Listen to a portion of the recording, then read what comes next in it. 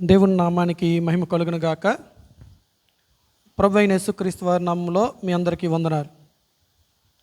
మీ అందరితో కలిసి దేవుని మాటలు పంచుకోవటానికి నాకు అవకాశం ఇచ్చిన మన ప్రభువైన క్రీస్తుకు హృదయపూర్వకంగా కృతజ్ఞతాస్తుతులు చెల్లిస్తున్నాను. పరిశుద్ధ గ్రంథం నుండి సంఖ్యాకాండం 9వ అధ్యాయం 15 నుండి 23 వాక్యాలను ధ్యానం చేద్దాం. సంఖ్యాకాండం 9వ అధ్యాయం 15 నుండి 23 వాక్యాల మధ్య ఇలా వ్రాయబడి ఉంది. వారు మందిరమును నిలవబెట్టిన దినమున మేఘము సాక్ష్యపు గుడారములోని మందిరమును కమ్మెను. సాయంకాలము మొదలుకొని ఉదయము వరకు అగ్ని వంటి ఆకారము మందిరము మీద నుండెను. నిత్యమును అలాగే జరిగెను.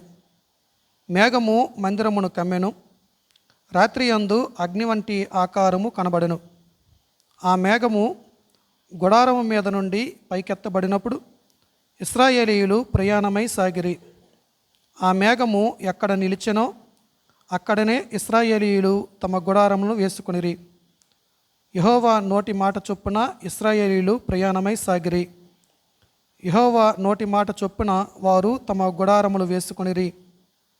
ఆ మేఘము మందిరము మీద నిలిచియుండిన దినములన్నీ వారు నిలిచిరి. ఆ మేఘము బహుదినములు మందిరము మీద నిలిచిన ఎడల ఇశ్రాయేలీయులు యెహోవా విధిని అనుసరించి ప్రయాణము చేయకుండిరి.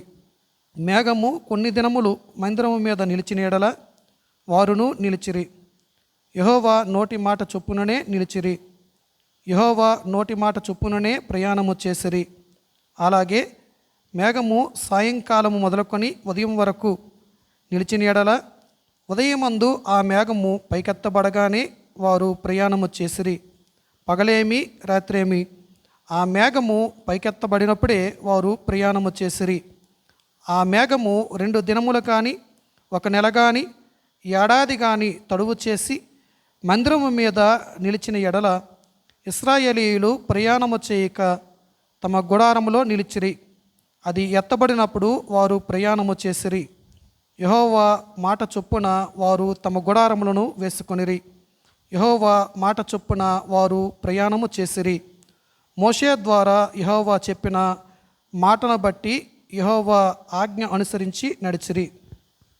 చిన్న ప్రార్థన చేసి వాక్య భాగంలోనికి వెళ్దాం. పరిశుద్ధుడా, ప్రేమ నమ్మకం గల మా ప్రియ పరలోకపు తండ్రి, మీకు వందనాలు.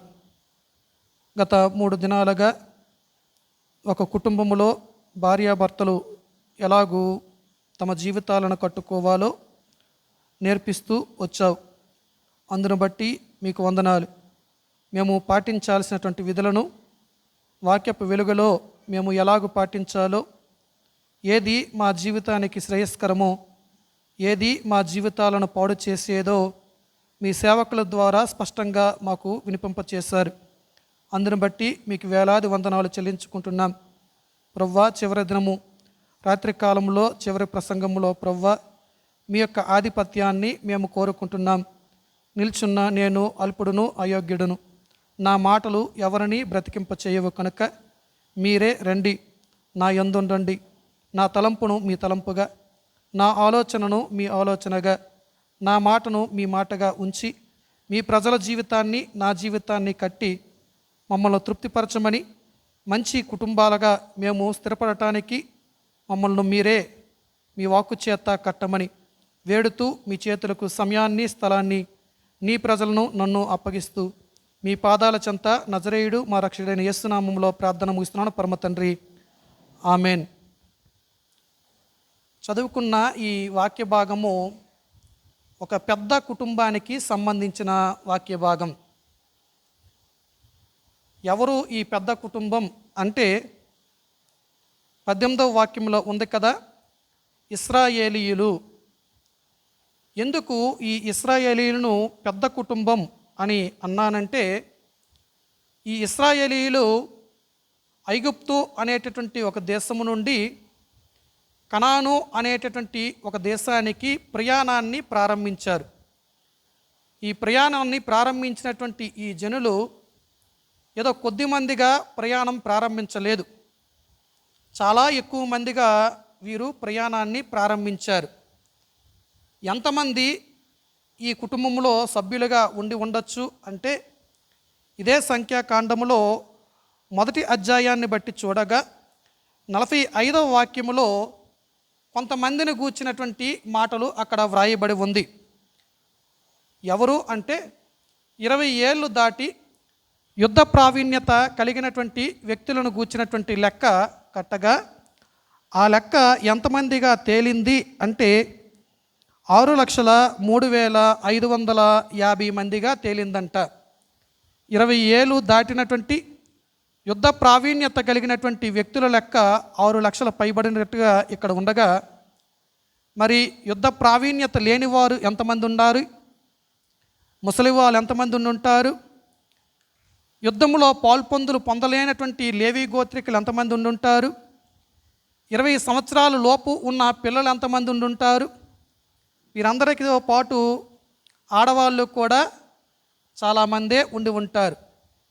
కాబట్టి వీరి లెక్కే 6 లక్షలకు పైబడి ఉంది అంటే, మిగిలిన వారి లెక్క వీరికి మరొక 3 ఉండి ఉండవచ్చని మనకు అర్థమవుతుంది. అనగా 20 లక్షలకు పైబడినటువంటి జనాంగము ఐగుప్తు ప్రాంతము నుంచి కనాను దేశానికి ప్రయాణం చేయడం ప్రారంభించింది. ఈ 20 లక్షల మంది జనాంగము ఐగుప్తు నుంచి కనానుకు వెళ్ళేటటువంటి మార్గంలో ఒక చిన్న స్వర్గాన్నే వారు అనుభవించారు. ఈ లోకంలో మన జీవితాలు సంతోషాలకు నిలయంగా ఉండాలని మనము కోరుకుంటాము కదా. అలాంటి సంతోషాలకు నిలయముగా ఈ జనాంగము బైబుల్ గ్రంథంలో కనబడుతుంది. వారి జీవితంలో వారు అనుభవించినటువంటి సంతోషాలు చాలా గొప్పవిగా మనకు కనబడతాయి. ఎటువంటి సంతోషాలతో వారు నింపబడ్డారు అంటే, దేవుడు తన శక్తి చేత వారు ఎదుర్కొన్నటువంటి ప్రతికూలమైనటువంటి పరిస్థితిని వారికి అనుకూలంగా మలిచేశాడు. ఇక బ్రతకటం అసాధ్యం అనుకున్నటువంటి పరిస్థితులలో బ్రతికించి సంతోషింపచేశాడు. వారి జీవితంలో తినటానికి అవస్థలు లేకుండా, జీవితంలో కావాల్సినటువంటి సమృద్ధి అంతా ఏ పూటకు ఆ పూటే దేవుడు అందించినట్లుగా నిర్గమకాండం 13వ అధ్యాయం నుంచి మనము చూడవచ్చు. వారి జీవితంలో వారికి ఆహారం అవసరమైతే పరలోకపు మన్నానే దేవుడు వారికిచ్చి పోషించాడు. వారికి మాంసం తినాలి అన్న కోరిక కలగగా పూరల పిట్టలు వచ్చి వారి గృహాల మీద వాలిపోయాయంట.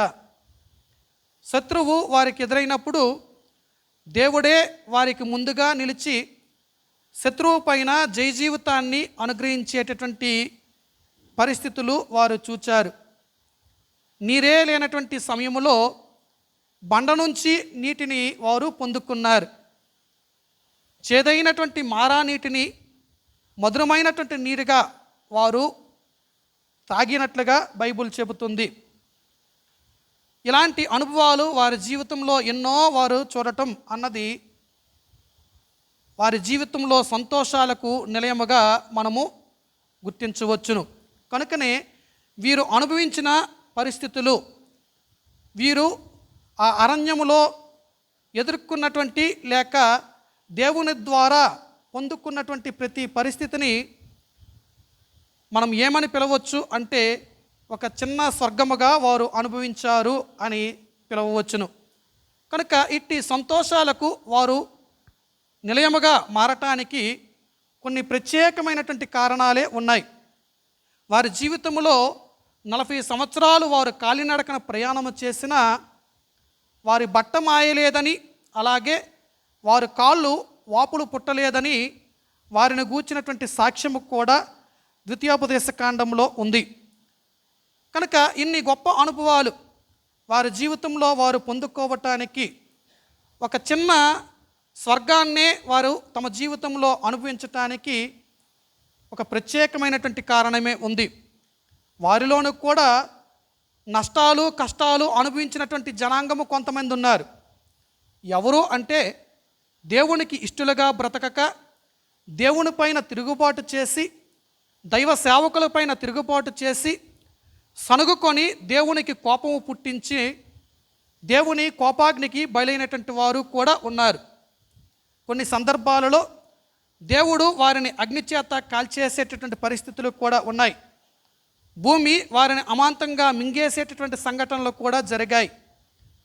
చేయాల్సినటువంటి ఆ పద్ధతిని వారు చేయకూడని దేవునికి ఇష్టం లేనటువంటి పద్ధతులను పాటించటం మూలంగా నష్టపోయినటువంటి అనుభవాలు కూడా ఆ జనాంగంలో కొంతమందికి ఉన్నాయి. కానీ చాలామంది దేవుడిచ్చినటువంటి ఆ సంతోషాన్ని ప్రతికూలమైనటువంటి పరిస్థితులలో కలిగినటువంటి వారి జీవితంలో అనుకూలమైనటువంటి పరిస్థితులను బట్టి ఒక చిన్న స్వర్గాన్ని ఈ లోకంలో చూడగలిగారు.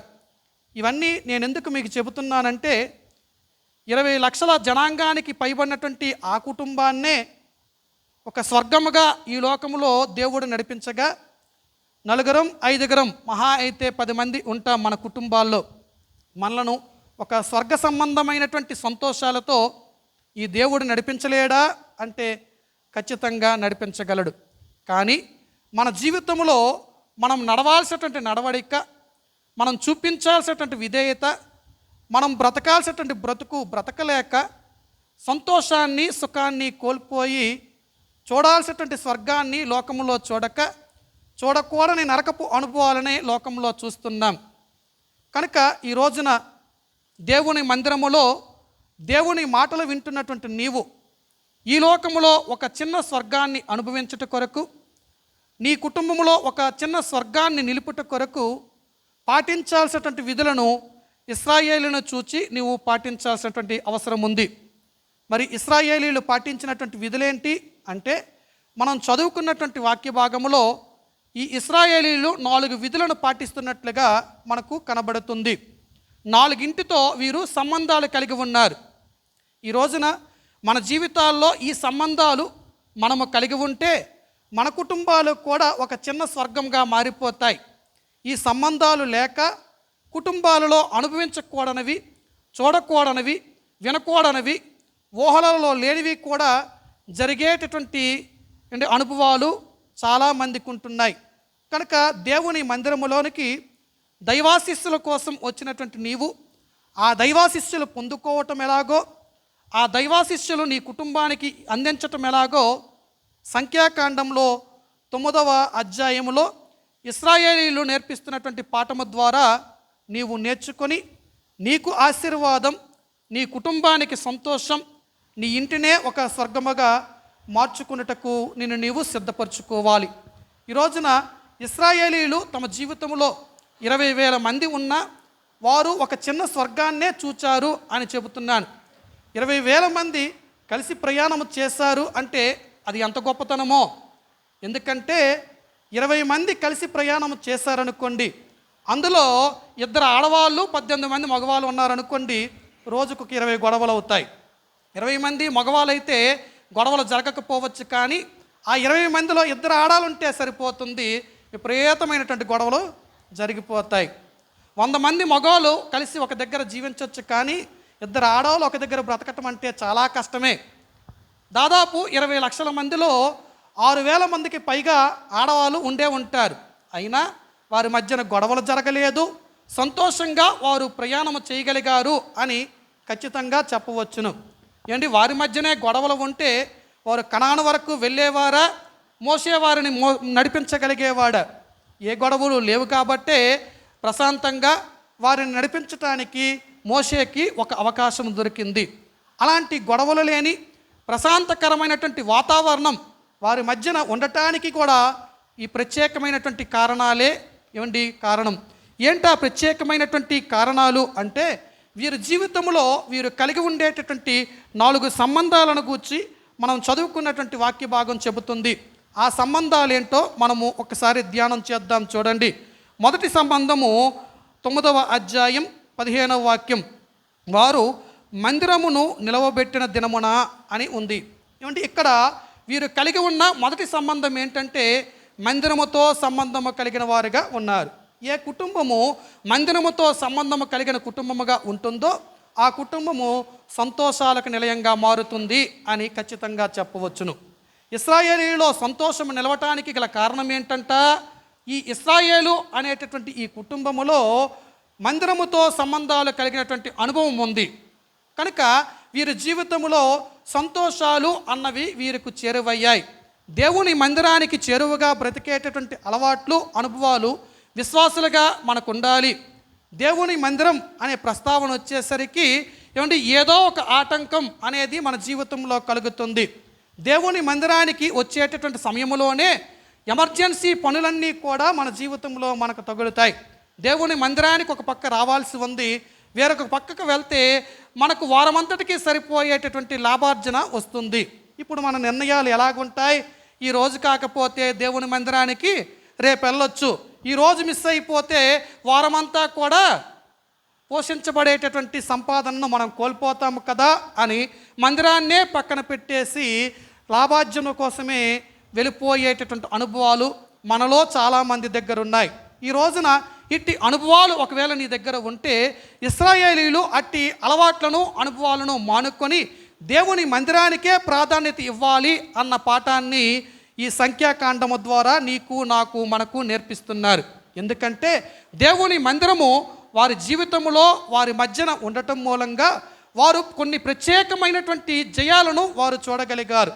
ఏంటా జయాలు అంటే, వీరి జీవితంలో వీరు ప్రయాణము చేసేటటువంటి సందర్భములో వీరికి ఒక కష్టం ఎదురయ్యింది.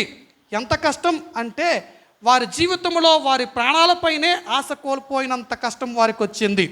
ప్రాణాలపైన ఆశ కోల్పోయినటువంటి సందర్భం ఏంటంటే, వీరు ప్రయాణము చేస్తూ ఉండగా ముందుగా ఎర్ర సముద్రం వారికి ఎదురుగా వచ్చింది. మరి ముందుకు సాగలేనటువంటి పరిస్థితి వారు ఎదుర్కొన్నారు. పోనీ వెనకకు తిరిగి వెళ్ళిపోదాం అంటే ఫరో రథములతో వీరిని వెంబడించి చంపటానికి వస్తున్నాడు. రెండు అనుభవాలు అన్నమాట. ముందు నొయ్య వెనక్కి గొయ్య అని అంటారు కదా, అలాంటి అనుభవం వీరి జీవితంలో వీరికి ఎదురవ్వగా వీరు విపరీతంగా భయపడిపోతున్నారు. ఎందుకంటే ఫరో చేతిలో చావక తప్పదు, ముందుకు సాగిపోతే సముద్రంలో పడి చావక తప్పదు, ఎటు చూసినా చావే వీరికి కనబడుతుంది. కాబట్టి విపరీతమైనటువంటి భయం ఈ కుటుంబానికి వచ్చింది. ఈ ఇశ్రాయేలు అనేటటువంటి ఈ కుటుంబం ఇంత భయాల్లో ఉన్నప్పుడు వీరి మధ్యనే ఉండేటటువంటి దేవుడు, దేవుని మందిరములో ఎవరున్నారు అంటే దేవుని ప్రసన్నత ఉంది, దేవుని సన్నిధి ఉంది. మందిరం అనగా ఇలాగ గోడలతో నిర్మించబడినటువంటి మందిరము కాదు. ఆ మందిరము ఒక డేరాలతో, ఒక తెరలతో నిర్మించబడినటువంటి మందిరం. దేవుని మందసము ఎక్కడైతే ఉంటుందో ఆ మందసం ఉండేటటువంటి చోటన ఆ డేరాలతో ఆ మందిరాన్ని నిర్మించి ఆ మందిరము చుట్టుపక్కల వీరు డేరాలను వేసుకుని పడుకునేవారు, అక్కడే నివసించేవారన్నమాట.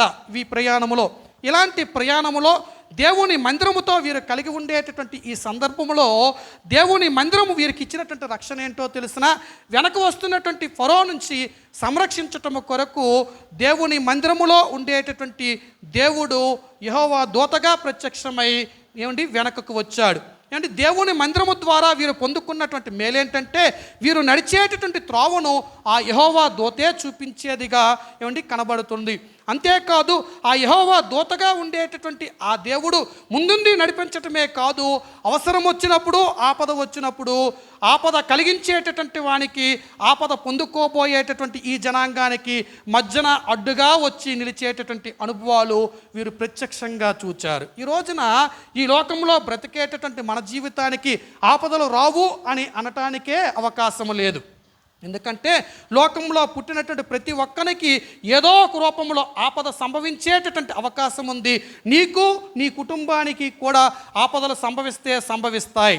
అయితే నీ జీవితమే ఒక దేవుని మందిరముగా, నీ కుటుంబమే ఒక దేవుని మందిరముగా నీవు నిలుపుకొని దేవుని ప్రత్యక్షత, దేవుని ప్రసన్నతకు నీ కుటుంబాన్ని, నీ జీవితాన్ని నీవు నిలయముగా ఉంచుకుంటే, నీవు ఏ దేవుని ప్రత్యక్షతను, ఏ దేవుని ప్రసన్నతను కోరుకున్నావో ఆ దేవుడే నీ కుటుంబాన్ని నడిపించేటటువంటి వాడిగా అవసరమైతే ఉంటాడు. అదే సందర్భంలో నీ కుటుంబానికి ఏదైనా ఆపద వస్తే నీ వెనకాతలే ఉండి నిన్ను ముందుకు నడిపించేటటువంటి దేవుడిగా కూడా ఆయన మారిపోతాడు. ఇశ్రాయేలీలు ఫరోను చూచి భయపడుతున్నారు. ముందు చూస్తే సముద్రం ఉంది, సముద్రాన్ని చూచి కూడా భయపడుతున్నారు. మీరు భయపడకండి అని ఒక అభయం ఇచ్చి దేవుడే ఇశ్రాయేలీలను ముందుకు నెట్టి వెనకాలే ఫరోను ఆపటము కొరకు, ఫరో నుంచి వీరిని రక్షించుట కొరకు ఆయన కావలిగా వెనకకు వచ్చినట్లుగా నిర్గమకాండం 14వ అధ్యాయం మనకు బోధ చేస్తుంది. ఇంకొకటి, దేవుని మందిరములో దేవుని ప్రత్యక్షత వారు అనిపించినటువంటి వారు దేవుని సన్నిధిలో ఉండేటటువంటి మేఘము, దేవుని మందసము పైన, దేవుని మందిరము పైన ఉండేటటువంటి ఆ మేఘము అది పగలు మేఘస్తంభము వలె, రాత్రి అగ్నిస్తంభము వలె కాచి కాపాడేటటువంటి మేఘముగా కనబడుతుంది. ఈ మేఘం ఇప్పుడు ఏం చేసిందంటే వీరికి ఆపద రాగానే వీరి వెనకకే యెహోవా దూతకు తోడుగా వీరి వెనకకే వచ్చేసి వీరికి ఇలాగుండేటటువంటి ఈ లైట్ అన్నా కూడా ఒకే పక్క కాంతినిచ్చేదిగా మారిపోయిందన్నమాట. ఈ మేఘము ఇశ్రాయేలీయులకు కాంతినిచ్చేదిగా కనబడుతుంది. అదే మేఘము వెనకాతల తరుముతున్నటువంటి ఫరో సైన్యానికి ఫరో రథములకు గుడ్డితనాన్ని కలుగు చేసేదిగా కనిపిస్తుంది. కనుక కాలినడకన నడిచేటటువంటి ఇశ్రాయేలీయులను ఆ ఫరో రథములు చేరుకోలేకపోవటానికి గల ముఖ్యమైనటువంటి కారణం ఏంటంటే ఈ వీరిని కాచి కాపాడేటటువంటి దేవునిగా, పరిశుద్ధాత్మునిగా, మేఘముగా దేవుడు వీరికి వెలుగునిస్తున్నాడు.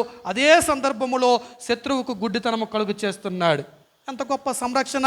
ఈ రోజున దేవుని మందిరముతో మనం సంబంధాలు కలిగి ఉంటే ఆ దేవుని ప్రసన్నత, ఆ దేవుని సన్నిధి మనకు ఆపద వచ్చినప్పుడు మనకు తోడుగా నిలుస్తుంది అనటానికి ఇదే ముఖ్యమైనటువంటి కారణం.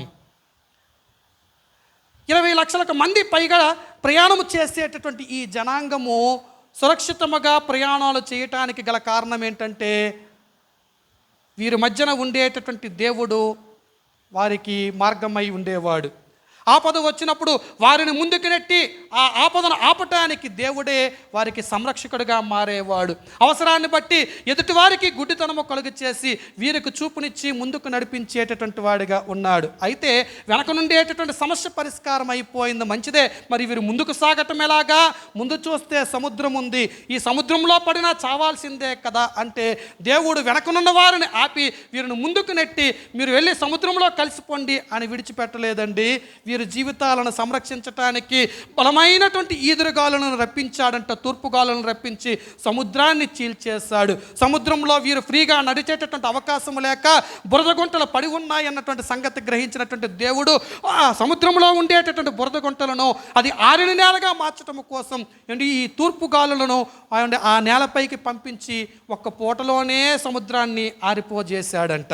ఎంత అద్భుతమో, ఎంత విడ్డూరమో!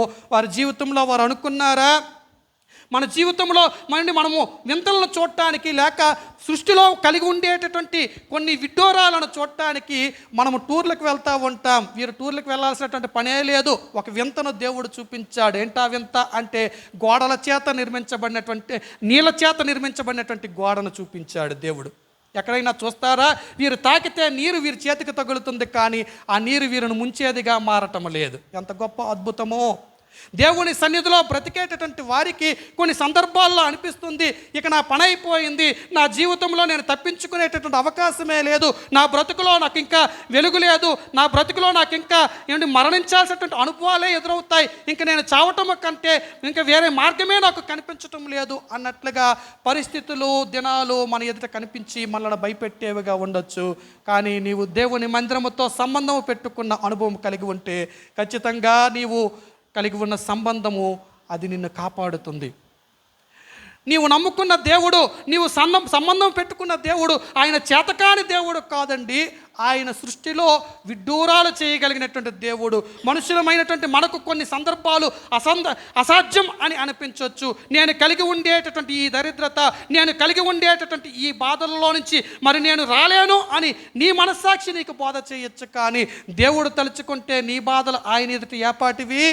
దేవుడు తలుచుకుంటే నీ ఎదుట కనబడుతున్న సమస్యలు పరిష్కరించడం ఆయనకి ఎంత. కనుక నీవు నమ్ముకున్నటువంటి దేవుని సన్నిధిని నువ్వు నిర్లక్ష్య పెట్టకూడదు. ఆయన మందిరానికి దూరంగా బ్రతికేటటువంటి అనుభవాలు ఉండకూడదు అన్న పాఠాన్ని ఇశ్రాయేలు కుటుంబం నీకు నేర్పిస్తూ ఉండగా దేవునితో బ్రతికేటటువంటి అనుభవంలోనికి నీవు రావాలి.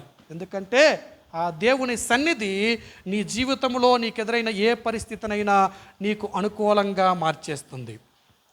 ఆ దేవుని ప్రత్యక్షత నీ జీవితంలో నీవు ఎదుర్కొన్న ఏ సమస్యనైనా అది పరిష్కరించేదిగా మారిపోతుంది. కాబట్టి దేవుని సన్నిధిని, దేవుని మందిరాన్ని ఏనాడు నీవు నిర్లక్ష్య పెట్టక బ్రతికేటటువంటి అనుభవంలోనికి వస్తే నీ జీవితంలో సంతోషము, నీ జీవితంలో సమాధానము, నీ జీవితానికి ఒక చిన్న స్వర్గము అది లభించేదిగా మారిపోతుంది. కనుక ఇశ్రాయేలీలు కలిగి ఉన్న మొదటి సంబంధం ఏంటంటే దేవుని మందిరముతో సంబంధము కలిగి ఉన్నారు. ఈ రోజున మన కుటుంబాలలో మనము దేవుని మందిరముతో సంబంధము కలిగి ఉండాలి. రెండవ సంబంధాన్ని గురించి మాట్లాడదాం. చూడండి, ఇదే 15వ వాక్యంలోనే మరొక మాట నేను చదువుతున్నాను. చూడండి, వారు మందిరమును నిలవబెట్టిన దినమున మేఘము సాక్ష్యపు గుడారములోని మందిరమును కమ్మెను అని ఉంది.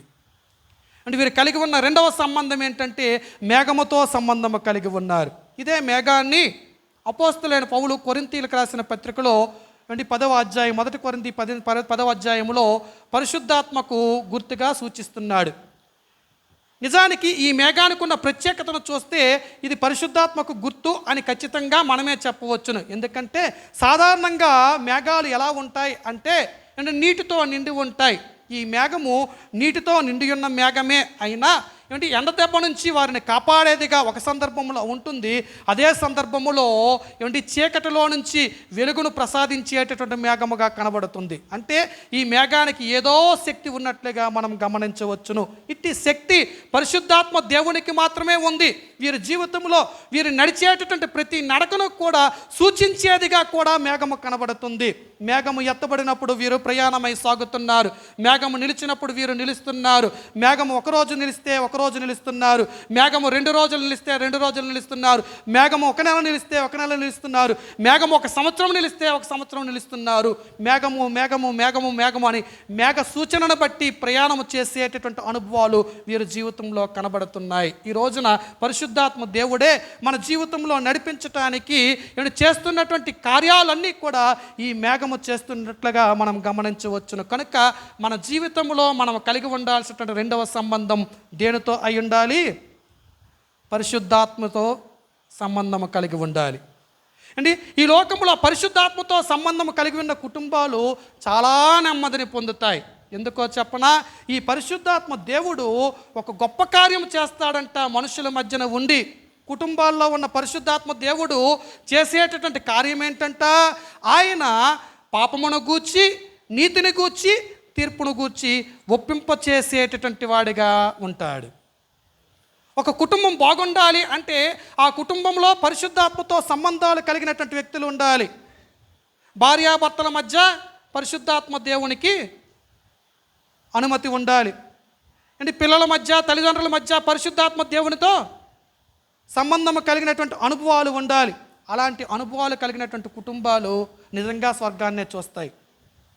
పరలోక రాజ్యంలో ఎప్పుడో మనం చేరి దేవుడిచ్చేటటువంటి ఆ ఆనందాన్ని అనుభవిస్తాం ఎప్పుడో. కానీ ఈ లోకంలో ఉండగా మనము ఆ ఆనందాన్ని, అట్టి ఆనందానికి సాటి అయినటువంటి ఆనందాన్ని పొందుకోవాలి అంటే మన మధ్యన తప్పక పరిశుద్ధాత్మ దేవుడు నివసించేటటువంటి వాడిగా ఉండాలి. ఎందుకంటే ఈ పరిశుద్ధాత్మ దేవుని పని ఏంటంటే ఆయన పాపమును గూర్చి ఒప్పింపచేసేటటువంటి వాడు. ఆయన ఎవరి పాపాన్ని గూర్చి? ఎదుటివారి పాపాన్ని గూర్చి మనం ఒప్పుకునేటట్లు చేసేవాడు కాదు ఆయన. ఆయన ఎవరి పాపాన్ని గూర్చి వారితోనే ఒప్పింపచేసేటటువంటి వాడు. నీవు పాపిగా ఉన్నావా? నీ జీవితంలో నీకును నీ భర్తకును, లేక నీకును నీ పిల్లలకు మధ్య ఏదో ఒక పాపం అడ్డంకిగా ఉంది, అది నీ వల్లనే జరుగుతుంది అంటే నీ పాపమేదో నీకే తెలియపరిచేటటువంటి దేవుడిగా పరిశుద్ధాత్మ దేవుడు ఉంటాడు. పరిశుద్ధాత్మ దేవుని యొక్క నడిపింపు లేకపోతే ఈ లోకంలో పాపాన్ని జయించి బ్రతకటం కష్టమండి. పరిశుద్ధాత్మ దేవుని పని ఏంటంటే నువ్వు తప్పు చేస్తున్నప్పుడు నువ్వు చేస్తుంది తప్పు అని గద్దిస్తాడు. నీవు పొరపాటుగా నడుస్తున్నప్పుడు నీవు వేసేటటువంటి అడుగులు మంచివి కావు అని గద్దించేటటువంటి వాడిగా పరిశుద్ధాత్మ దేవుడు ఉంటాడు. నీవు చేసేటటువంటి పాపాన్ని నీ ఎదుటనే చూపించి పాపము చేయక ఆపేటటువంటి దేవుడిగా నీ దేవుడు ఉంటాడు. క్రైస్తవులుగా బ్రతుకుతున్నటువంటి మనము పాపములోనే బ్రతుకుతున్నాం అంటే పరిశుద్ధాత్మతో సంబంధాలు కలిగిలేమేమో. ఇట్టి క్రైస్తవ్యం అని అనరని గత 2 దినాలుగా మనము నేర్చుకుంటూ వస్తున్నాం. పాపము చేస్తున్నావు, ఒప్పుకుంటున్నావు, మరలా అదే పాపంలోనికి వెళ్తున్నావు, మరలా పాపం చేస్తున్నావు, దేవుని దగ్గరికి వస్తున్నావు, ఒప్పుకుంటున్నావు, మరలా అదే పాపం చేస్తున్నావు. నీవు నిజంగా విశ్వాసివేనా అంటే కానే కాదని బైబుల్ చెబుతుంది. కనుక నీ జీవితంలో నీవు పాపము చేసేటటువంటి అనుభవాలు నీకు ఎదురవ్వటం అన్నది సహజంగా జరుగుతాయి. కానీ పాపము నీ ద్వారా జరగకుండా అడ్డుపడేటటువంటి గొప్ప దేవుడిగా పరిశుద్ధాత్మ దేవుడు ఉంటాడు. ఏ కుటుంబంలో పరిశుద్ధాత్మ దేవునికి స్థానం ఉంటుందో ఆ కుటుంబము నెమ్మది చూస్తుంది. భార్యాభర్తల మధ్య తగాదాలు, కుటుంబంలో చీలికలు, మనశ్శాంతి లేకుండా బ్రతకటం అన్నది చాలా కుటుంబాల్లో మనం చూస్తాం. దానికి గల కారణం ఏంటో తెలిసినా మన జీవితాలలో పరిశుద్ధాత్మ దేవుని యొక్క ప్రస్తావన, పరిశుద్ధాత్మ దేవునితో కలిగి ఉండాల్సినటువంటి సంబంధాలు కలిగి ఉండకపోవటమే. కనుక భార్య మాట భర్త వినడు, భర్త మాట భార్య వినదు. ఇక అర్థమవుతుందా? భర్తను ప్రేమించేటటువంటి భార్యగా నీవు ఉండలేవు, భార్యను ప్రేమించేటటువంటి భర్తగా ఆయన ఉండలేడు. తల్లిదండ్రులను గౌరవించేటటువంటి పిల్లలు ఉండలేరు, పిల్లలను కూడా క్రమంగా పెంచేటటువంటి తల్లిదండ్రులు కుటుంబాల్లో ఉండరు. కారణం ఏంటి అంటే పరిశుద్ధాత్మతో సహవాసము లేదండి. మన కుటుంబాల్లో పరిశుద్ధాత్మ దేవునికి స్థానము లేదండి. కనుక నీ మాటను నీ భర్త వినటం లేదు, నీ భర్త మాటను నీవు వినటం లేదు. నీవు నీ భర్త మాట చెప్పేటటువంటి ఆజ్ఞలను నీ పిల్లలు పాటించలేకపోతున్నారు. కారణం ఒకటే, పరిశుద్ధాత్మతో సంబంధాలు తెగిపోయిన కుటుంబాలుగా మన కుటుంబాలు ఉంటున్నాయి. ఆయన నేర్పించేటటువంటి పాఠాలు మన కుటుంబానికి, మన జీవితాలకు అబ్బక మన జీవితాలు పాడైపోతున్నాయి. అంటే పరిశుద్ధాత్మతో సంబంధాలు తెగిపోయినటువంటి కుటుంబాలను ఒక నరకమే అని చెప్పవచ్చు. ఎందుకంటే మనుషులు కలిసి ఉంటారు కానీ మనసులు కలవు. ఒకరినొకరు క్షమించుకోలేరు, ఒకరినొకరు ప్రేమించరు, ఒకరినొకరు గౌరవించరు. ఇదేం జీవితం రా బాబు అన్నట్లుగా ఉంటాయి. ఒకే దగ్గర ఉంటారు, ఒకే దగ్గర పడుకుంటారు, ఒకే ఇంట్లో నివాసం చేస్తారు. బయటికి చూడటానికి మాత్రం ఆదర్శ దంపతులు అన్నట్లుగా ప్రవర్తనలు ఉంటాయి. జీవితంలో చూస్తే కలిసి ఉన్న మనసులు మాత్రం చాలా దూరంగా ఉంటాయి. ఎవడు తప్పును వాడు ఒప్పుకోలేక, ఎవడిని వాడు సమర్థించుకుంటూ, ఎవడు చేసినటువంటి పాపముతో వాడు రాజీ పడిపోతూ నాది తప్పే లేదు అన్నట్లుగా ప్రవర్తించేటటువంటి కుటుంబ సభ్యురాలుగా ఒకవేళ నీవు ఉంటే నీ జీవితంలో పరిశుద్ధాత్మ దేవునికి స్థానం ఇవ్వటం నీవు నేర్చుకో. పరిశుద్ధాత్మ దేవునితో సంబంధం పెట్టుకోవటం నేర్చుకో. నీ జీవితాన్ని ఆయనే సంతోషాలకు నిలయంగా మార్చేస్తాడు. పరిశుద్ధాత్మతో సంబంధాలు లేనటువంటి అనుభవాలు కలిగినటువంటి మనము ఇక్కడికి వచ్చి ఎంత భక్తి చేస్తే ఏం ప్రయోజనం ఉంది? దేవుడు నీవు మందిరానికి వచ్చి ఆరాధించటానికి ముందే ఆయన ఒక కార్యం చేయమని చెప్పాడు. నీ మనస్సులో లేక నీ హృదయంలో ఎవరి మీదైనానో కోపం పెట్టుకుంటే మొదట వాడి దగ్గరికి వెళ్ళి నువ్వు సమాధాన పడి తర్వాత మందిరానికి రా. దాని అర్థం ఏంటంటే సమాధాన పడకుండా నీవు మందిరానికి రాకు అని దేవుడు చెబుతున్నాడు. ఈ సమాధాన పడేటటువంటి అనుభవం నీకు కావాలి అంటే నీ జీవితానికి పరిశుద్ధాత్మ దేవుని యొక్క తోడు, పరిశుద్ధాత్మ దేవునితో కలిగి ఉండాల్సినటువంటి సంబంధం ఉండాలి. ఎవరైతే పరిశుద్ధాత్మ దేవునితో సంబంధం కలిగి ఉంటారో వారు మాత్రమే ఎదుటివారితో రాజీ పడటానికి, లేక ఎదుటివారిని క్షమించటానికి, లేక ఎదుటివారిని క్షమించమని అడగటానికి ఇష్టముతో ఉంటారు. సంబంధాలు లేని వారు నేనెందుకు అడగాలి, తప్పంతా వాడిదే, వాడు మారమని చూద్దాం అన్నట్లుగా ప్రవర్తిస్తాం. ఈ రోజున అలాంటి కుటుంబంగా నీ కుటుంబం ఉంటే నీ కుటుంబాన్ని ఒక నరకమే అని పిలవచ్చు. మనుషులు కలిసి ఉండి మనసులు కలవని కుటుంబాలు ఎందుకండి ఈ లోకంలో ఉండి? మనశ్శాంతి లేనటువంటి జీవితాలు ఈ లోకంలో బ్రతికేటటువంటి ఆ కుటుంబాల వలన ప్రయోజనం ఏముంది? ఈ లోకంలో ఏ ప్రయోజనము లేదు. నీ కుటుంబం వల్ల నీకు మనశ్శాంతి లేదు, నీ కుటుంబం వల్ల నీ భర్తకు మనశ్శాంతి లేదు, నీ కుటుంబం వల్ల నీ పిల్లలకు మనశ్శాంతి లేదు. కారణం పరిశుద్ధాత్మతో నీకు సంబంధం లేక ఆ పరిశుద్ధాత్మతో సంబంధాలు తెంపుకునేటటువంటి అనుభవాలు మీ కుటుంబంలో ఉన్నాయి కనుక నీ జీవితం అలా ఉంది. కనుక ఈ రోజున ఇశ్రాయేలు అనేటటువంటి ఒక పెద్ద కుటుంబం, ఎంతమంది వీరు?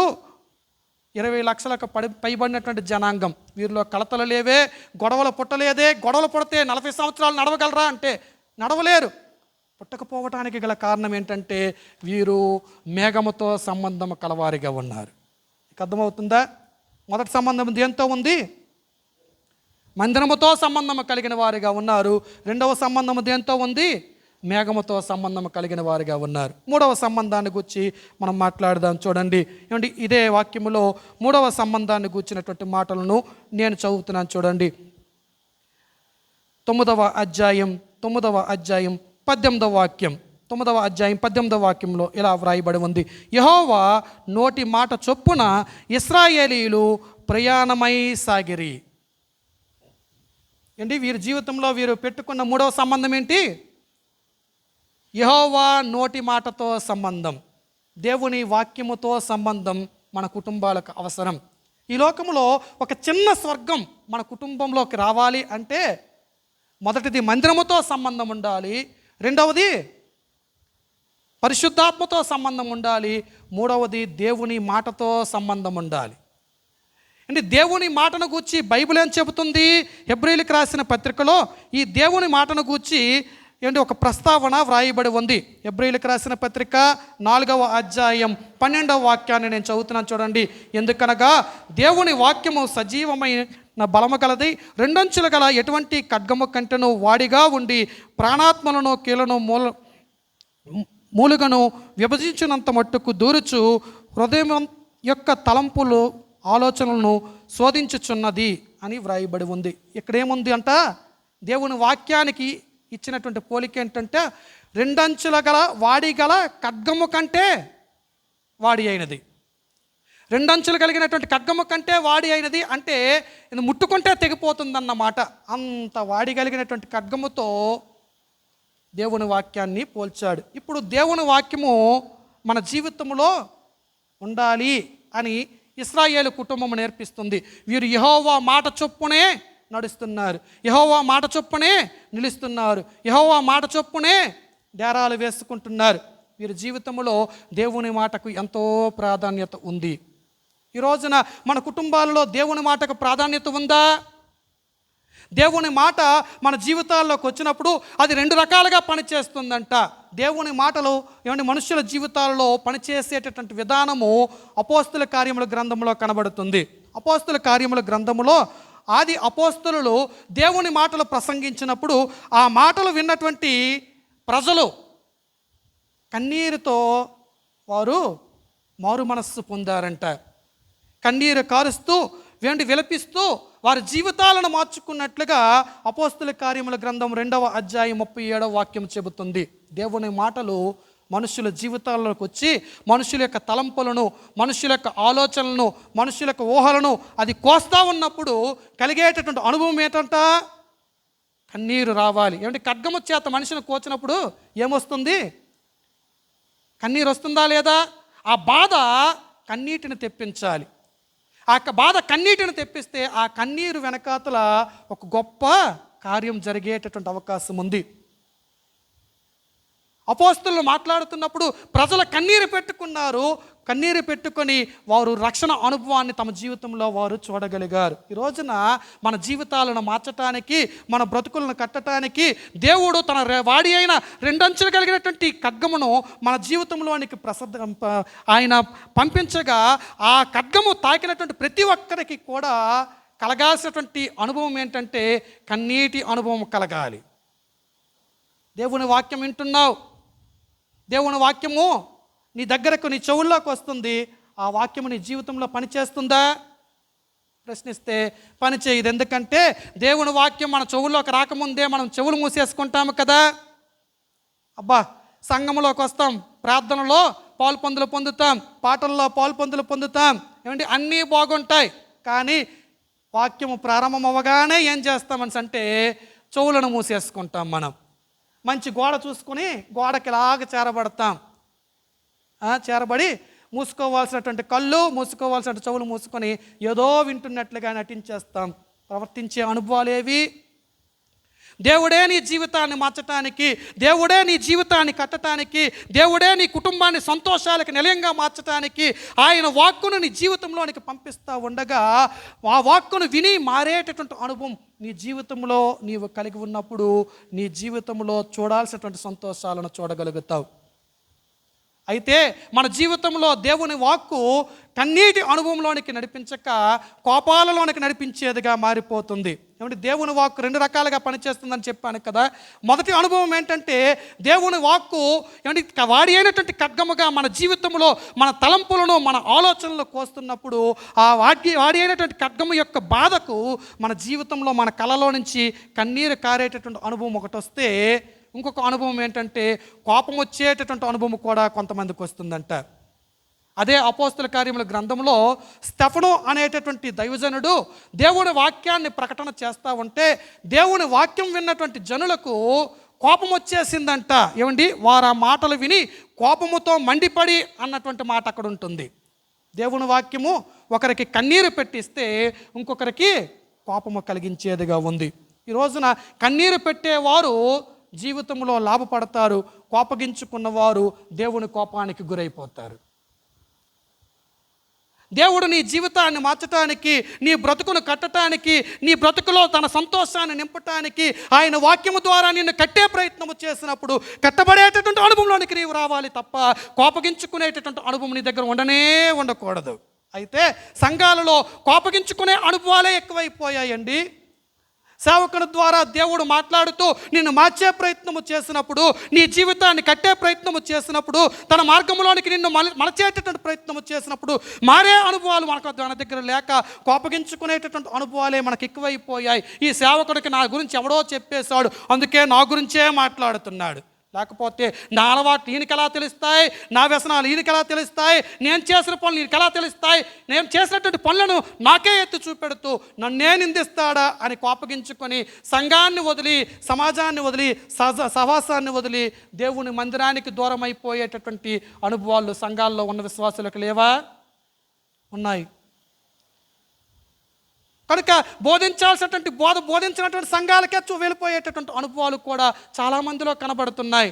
ఎక్కడ సరైన బోధ లేదో అక్కడే అత్యధికమైనటువంటి జనాంగం ఉంటారని మనం మర్చిపోకూడదు. ఉన్నవారందరూ విశ్వాసులు కాదండి. ఉన్న సంఘములో బోధ బాగున్న మందిరములో విశ్వాసులు లేరు అంటే ఆ సంఘం మంచి సంఘం అని చెప్పాలి. మందిరంలో విపరీతమైనటువంటి విశ్వాసులు వచ్చేసారు, అసలు లెక్క పెట్టలేకపోతున్నాం. ఆ సంఘములో అపవాది యొక్క పరిచర్య చాలా బాగా జరుగుతుందని చెప్పవచ్చును. పొగిడేటటువంటి సంఘాలు, మెచ్చుకునే సంఘాలు, నొప్పించిన సంఘాలు మనుషులకు అవసరం, జనులు దురదృష్టములు కలిగిన వారని దేవుడే చెబుతున్నాడు కదా. కనుక ఈ రోజున దేవుడు తన మాటల ద్వారా మనను హెచ్చరిస్తున్నప్పుడు, దేవుడు తన మాటల ద్వారా మన జీవితాన్ని కట్టే ప్రయత్నము చేస్తున్నప్పుడు, వాడి అయిన ఖడ్గము ద్వారా మన ఆలోచనలు కోచేటటువంటి ప్రయత్నము దేవుడు చేస్తున్నప్పుడు కన్నీరు కార్చి మార్పు చెందేటటువంటి విశ్వాసివి కానీ ఉంటే నీ జీవితము సంతోషాలకు నిలయంగా ఆయనే మార్చేస్తాడు. ఇశ్రాయేలు జనాంగంలో 3 అనుభవాలు. మొదటిది ఏంటంటే దేవుని మందిరముతో వారికి సంబంధం ఉంది. రెండవది ఏంటంటే పరిశుద్ధాత్మ దేవునితో వారికి సంబంధం ఉంది. మూడవది ఏంటంటే దేవుని మాటతో వారికి సంబంధం ఉంది. ఇంకా నాలుగవ అనుభవాన్ని ఒకసారి చూద్దాం. చూడండి, అదే సంఖ్యాకాండములో 23వ వాక్యం, 9వ అధ్యాయంలో 23వ వాక్యాన్ని నేను చదువుతున్నాను. చూడండి, వారు ప్రయాణం చేసిరి. మోషే ద్వారా, చివరి భాగం, మోషే ద్వారా యెహోవా చెప్పిన మాటలను బట్టి యెహోవా ఆజ్ఞను అనుసరించి నడిచిరి. 4వ సంబంధం ఏంటంట? మోషే ద్వారా. మోషే ఎవరు? నడిపించే నాయకుడు, సేవకుడు.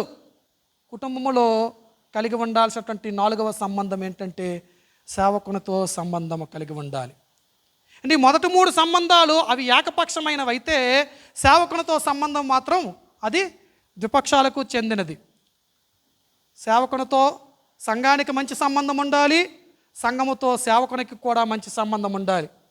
సంఘముతో సేవకునికి మంచి సంబంధాలు లేకపోతే సంఘాలు పాడైపోతాయి.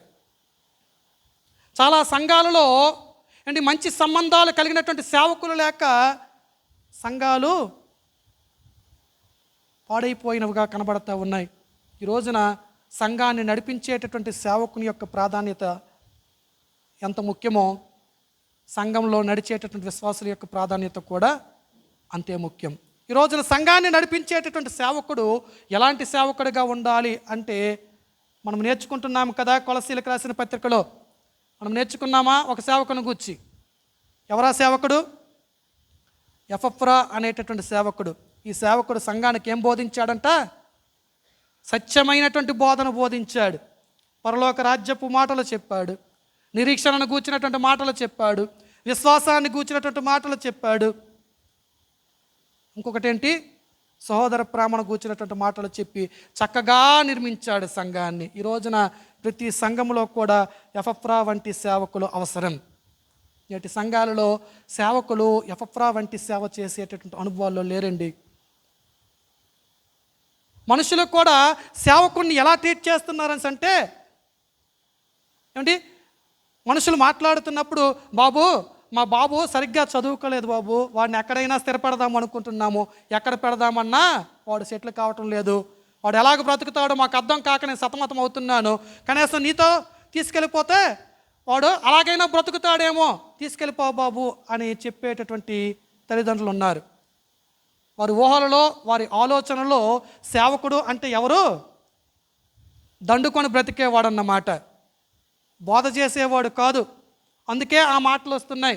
వీడు ఎందుకు పనికి రాలేదట, సేవ చేస్తే ఏదో పనికొస్తే ఎలాగో బ్రతుకుతాడులే, తీసుకెళ్ళిపో బాబు అంటున్నాడు.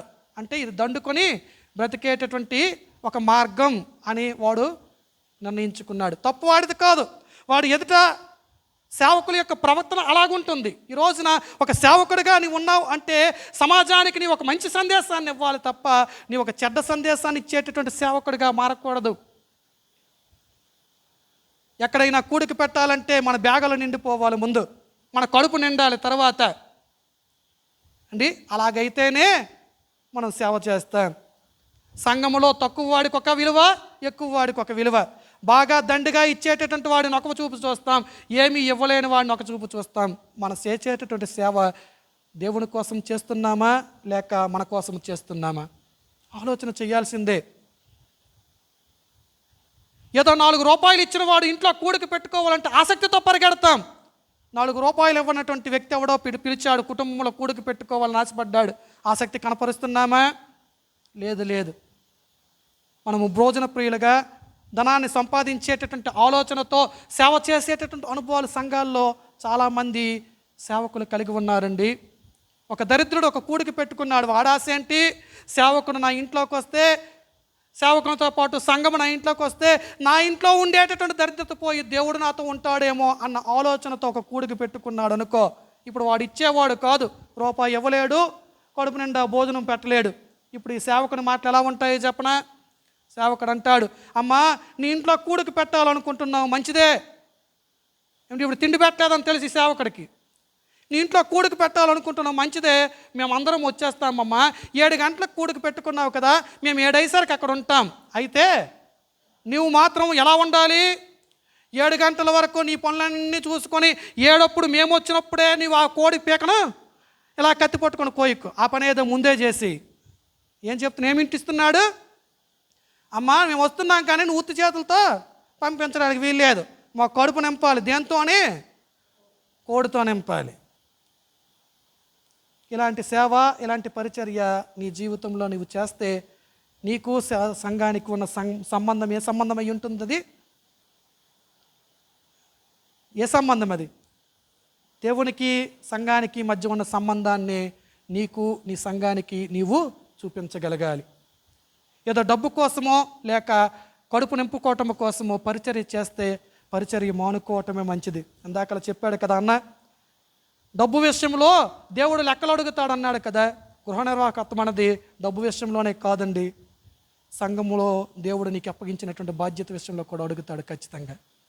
నీకెంతమందిని అప్పగించాను, ఎవరి విషయంలో నువ్వు బాధ్యతగా ఉన్నావా లేవా అని ప్రతి ఒక్కడి పేరును పెట్టి నిన్ను లెక్క అడిగినప్పుడు దేవుని ఎదుట బిక్క ముఖం వేసుకొని నిలబడాల్సిందే. కనుక సంఘం పట్ల బాధ్యత కలిగినటువంటి సేవకుడిగా మనం ఉండాలి. మన సంచులు నింపుకునే సేవకులంగా మనం మారకూడదు, మనం కడుపులు నింపుకునే సేవకులంగా మనం మారకూడదు. సంఘాన్ని అవసరాలు, సంఘం యొక్క పరిస్థితులను ఎరిగిన సేవకునిగా. అంటే సంఘాన్ని దేవుడు దేంతో పోల్చాడు? గొర్రెలతో పోల్చాడు. గొర్రెల్లో చురుగ్గా పరిగెత్తినవి ఉంటాయి, మందగించినవి ఉంటాయి, జబ్బు పట్టినవి ఉంటాయి, సరిగ్గా అర్థం చేసుకోలేక మందకు దూరంగా బ్రతికినవి ఉంటాయి. ప్రతి ఒక్కరికి తగ్గ సేవకుడు కానీ ఉండాలి. జబ్బు పట్టిన వారికి నీవు సేవకుడివే, పరిగెత్తిన వారికి నీవు సేవకుడివే, మందగించిన వారికి నీవు సేవకుడివే, సరిగ్గా నీ మాటలు అర్థం చేసుకోలేక పక్కకు వెళ్ళిన వారికి నీవు సేవకుడివే. ప్రతి ఒక్కడికి సరిపోయే సేవకుడిగా నీవు ఉన్నప్పుడు నీకు సంఘముతో ఉన్న సంబంధము అది సరైన సంబంధం అవుతుంది. ఇప్పుడు సేవకుడి దగ్గరకు కాదు, విశ్వాసుల దగ్గరకు వద్దాం. విశ్వాసులమైనటువంటి మనము సేవకునితో కలిగి ఉన్న సంబంధాలు కలిగి ఉండగలుగుతున్నామా? దేవుడు సేవకుని దేనికోసం నియమించాడు? ఏమంటే ఇక్కడ ఈ సేవకుడు ఏం చేస్తున్నాడంట? యెహోవా చెప్పిన మాటను బట్టి ఆయన ఆజ్ఞను అనుసరించి వారిని నడిపిస్తున్నాడు. ఈ రోజున నీ జీవితం ఏదో ఈ లోకంలో బ్రతకటానికో, ఈ లోకంలో తృప్తి చెందటానికో నిన్ను దేవుడు విశ్వాసిగా నియమించలేదు. నీ జీవితాన్ని పరలోక రాజ్యంలో చూడటానికి దేవుడు నిన్ను సంఘములోనికి పిలిచాడు. కనుక ఈ సంఘములో ఉన్న సేవకునితో నీ సంబంధము నీవు కలిగి ఉంటే ఆ సంఘంలో ఉండేటటువంటి సేవకుడు దేవుని ఆజ్ఞానుసారంగా నిన్ను పరలోక రాజ్యం వైపు నడిపించేటటువంటి వాడిగా మారుతాడు. కనుక సరైనటువంటి సంబంధాలు కలిగి సేవకునితో నీవు మెదలాల్సినటువంటి అవసరం ఉంది.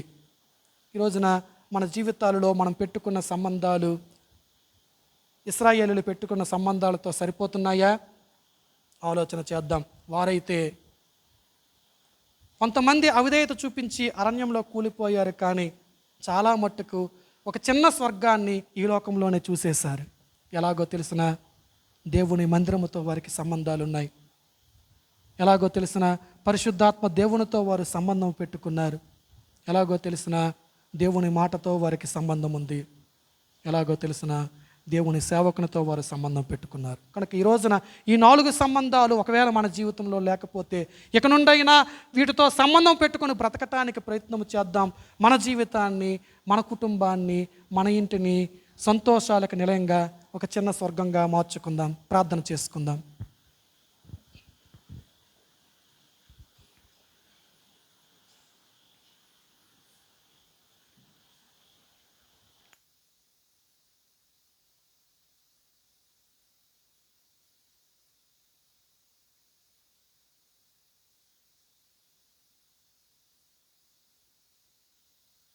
ప్రేమగల మా యేసయ్య, స్తుతులకు పాత్రుడా, స్తోత్రాలుడా, దయగల దేవుడా, నీ వాక్యం ద్వారా మా అందరితో మాట్లాడినందుకు నీకు వందనాలు.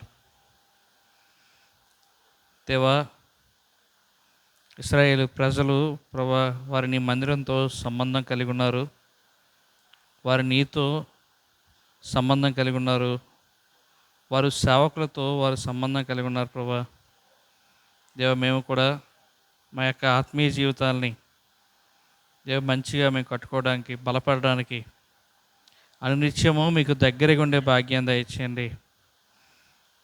దేవ, సంఘ సభ్యులతో ప్రభా మేము కలిసిమెలిసి జీవిస్తూ మా యొక్క జీవితాలను మేము కట్టుకునే భాగ్యం దయచేయండి. దేవ, సేవకులతో కలిసి ప్రభా ఈ లోక జీవితంలో ప్రభా మేము ముందుకు వెళ్ళే భాగ్యం దయచేయండి. మా బలహీనతలను సరిచేయండి, బలపరచండి. మా జీవితాల ద్వారా మీ నామానికి మహిమ తెచ్చుకోండి. మీ నామానికి ప్రభా ఘనత రావాలని కోరుకుంటున్నాం. ఈ 3 రోజులు కుటుంబాల ద్వారా ప్రభా మమ్మల్ని, మా కుటుంబాలని దేవా, మమ్మల్ని ప్రేమించి ఇచ్చిన పిల్లల్ని దేవా నువ్వు బలపరిచినందుకు నీకు వందనాలు చెల్లిస్తూ ఉన్నాం. నీకు స్తుతులు స్తోత్రాలు చెల్లిస్తూ ఉన్నాం. ఈ చివరి దినాన్న ప్రభా, ఈ చివరి సెషన్లో ప్రభా చక్కగా ఈ వాక్యం ద్వారా మమ్మల్ని బలపరిచినందుకు, దేవవాక్యాన్ని అందించిన దాసుని బట్టి మీకు వందనాలు చెల్లిస్తూ ఉన్నాం. మమ్మల్ని ప్రభు నీ వాక్య సత్యాలతో నీ వెలుగులో నడిచేవారుగా, వెలుగు సంబంధులుగా జీవించేవారుగా మమ్మల్ని అందరినీ దీవించి ఆశీర్వదిస్తామని యేసుక్రీస్తు నామంలో అడిగి బ్రతిమాలు వేడుకుంటున్నాం తండ్రి. ఆమేన్.